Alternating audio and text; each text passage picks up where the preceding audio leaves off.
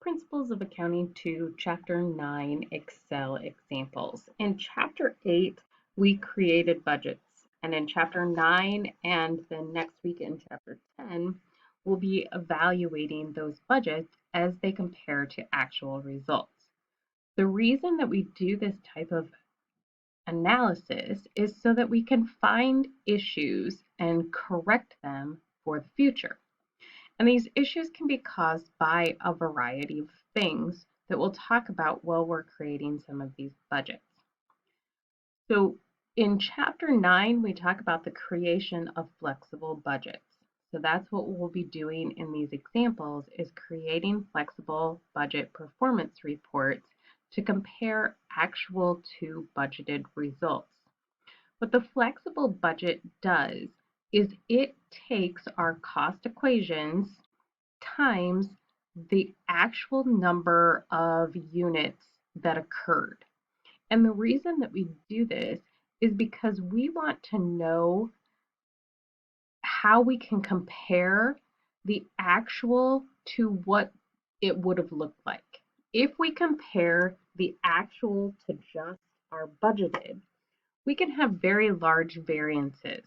And in order to explain those variances, we need to look at the flexible budget. So in this example, we're going to build one of those flexible budget reports. So we'll have our actual results and our planning budget. The flexible budget sits in the middle. The difference between the flexible budget and the planning budget is caused just by the difference in activity, if you remember from the chapter lecture videos. The differences between the actual results and the flexible budget, this is the actual differences from our planned spending or revenue. So we create our budget based on these estimates. So this company, this test corporation, creates a budget based on estimates. The estimates that we have for our fixed and variable costs are given.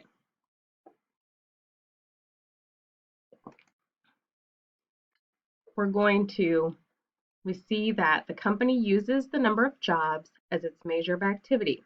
They planned for 50, they actually worked 52. So we can pull down our actual results from the information given to us in the problem. Our actual revenue and our actual expenses. We can pull that and Excel will automatically bring all of that information from the above table.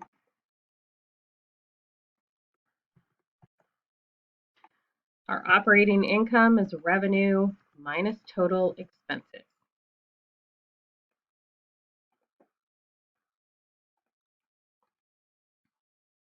That is based on our actual results of 52 jobs. When we build our flexible budget, we will build that for our actual number of 52 jobs. Our planning budget was for 50 jobs. So when we build our planning budget, that will be built for 50 jobs. So we use the information that we have for our planning, our fixed and variable costs, to build our planning and flexible budget. Our revenue is $360 per job. So our revenues on our planning budget, the number of jobs times the $360 per job. For expenses, we have to look whether they are fixed, variable, or mixed. Fixed expenses, if you remember, and this is several chapters back, so we go back to like chapters 2 and 3 when we were first defining fixed and variable expenses. But we remember that fixed costs don't change within a relevant range. So if a cost only has a fixed component, that cost will be exactly the same in both our planning and flexible budget because we don't expect that cost to change because of volume. We know that it's our variable costs that change because of volume. So it's the cost with the mixed and variable component that end up changing because of volume. So this technician wages is a fixed cost and it will be the same on both budgets. We can build both of these at the same time. So for the flexible budget, we take it times the actual number of jobs. For the planning budget, we take it times the planned number of jobs. Our mobile operating expenses. This is a mixed expense. We have both a fixed and a variable component. So we take the fixed component and then we add the variable component times the number of units. 50 for our planning budget and 52 for our flexible budget. So the fixed component plus the variable component of $35 per job times 52 jobs. Our office expenses is also variable.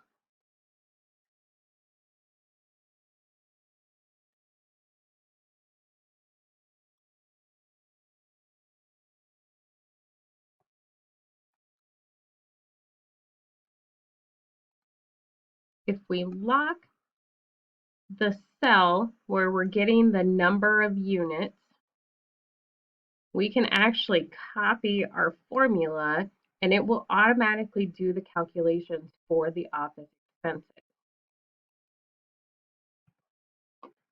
Advertising expenses and insurance are both fixed, so those do not change from budget to budget. That's exactly the same.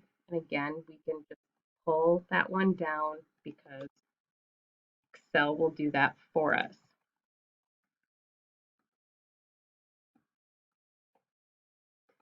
The last item we have is miscellaneous, which is a mixed. So the fixed component plus the variable component times number of units.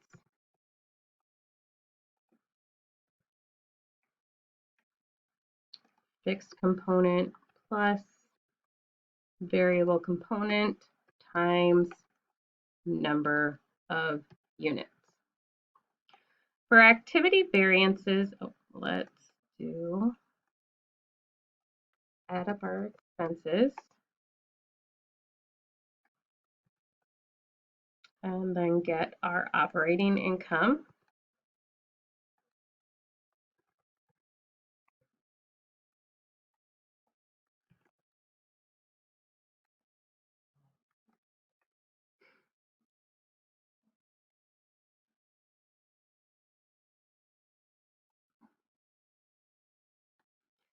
Our activity variances are the differences between the planning budget and the flexible budget. Activity variance is caused strictly because there's a difference in the level of activity. We have 2 extra jobs in our flexible budget. So this $720 revenue budget is just 2 times our sales price of $360.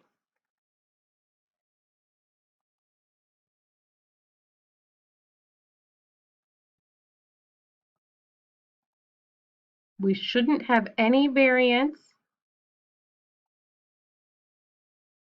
in our fixed costs between our planning and flexible budget because our fixed costs are the same across our relevant range. We know that about cost behavior. We then identify whether our variances are favorable or unfavorable. So favorable is when we either made more money or spent less money.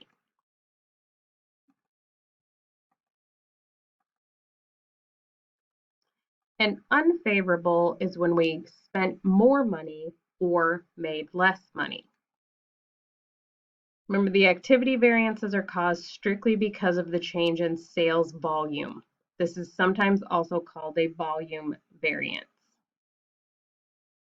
Between our actual and our flexible, this is where we actually see the difference in the spending and revenue from what our estimates were.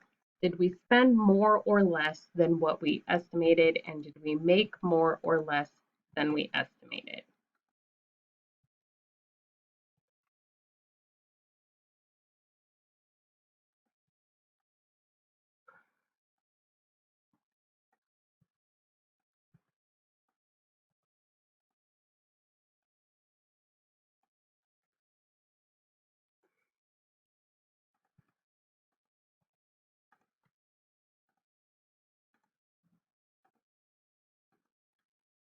and then identifying whether they are favorable or unfavorable.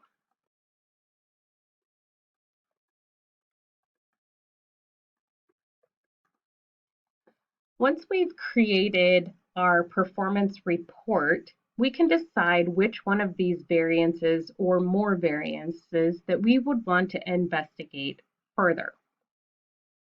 Companies have different policies on which variances are investigated. Some companies set a monetary threshold, so any variance more than $100 is investigated. Other companies say all unfavorable variances should be investigated. I don't agree with the only unfavorable variances should be investigated because favorable variances can also tell a different story. Favorable variances don't always mean good things happen, and we will see that more in Chapter 10 when we look at Level 3 variance. So these variances that we're looking at here are considered Level 2 variances, and a Level 1 variance is the difference between the actual and the planning budget. So these two numbers together equal a Level 1 variance. We'll look at that more on the next example, on the last example. What we would want to investigate here, the main concern I see here is in office expenses. So we would want to look further into this office expense amount for a variety of reasons. We would want to know if this was a one-time event, that we just had this really big extra expense in office expenses, or we would want to see if it's being caused by waste or some kind of inefficiency. And if it isn't caused by waste or an inefficiency, then we want to adjust our estimates for a future period. So we wouldn't want to continue building our budget with the bad estimates that we're using if when we investigate it, we can't find any real reason for that variance. We would want to increase the amount that we're allocating to office expenses in the future. The idea about budgeting is trying to be as close as possible to the actual results. So we want our estimates to be based on really good research. And if we continually have very large variances, that means that either there is something wrong that we need to investigate and fix, or that our estimates are off and they need to be adjusted. In the next video, we'll look at an example with two cost